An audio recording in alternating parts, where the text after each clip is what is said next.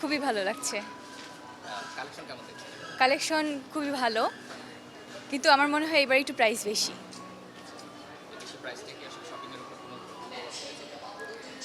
প্রভাব ফেলছে না, মানুষের আয় রোজগারও মনে হয় বেড়ে গেছে।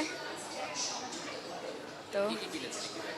আমি ড্রেস কিনেছি, একটা ড্রেসের সাথে ম্যাচ করে স্যান্ডেল কিনেছি, জুতা কিনেছি, এই তো। তো এর মানে ঈদের জন্য কি কমপ্লিট না আর কিছু বাকি আছে? না, আর কিছু বাকি নেই তেমন। কসমেটিক্স, অর্নামেন্টস হ্যাঁ, ওগুলোও কেনা শেষ। এর মানে কি আশাবাদী যে একটা ভালো ঈদ কাটার হ্যাঁ, ইনশাল্লাহ, ইনশাল্লাহ আশাবাদী। ঈদের উদযাপন আসলে কয়দিন করবেন বলে প্ল্যান?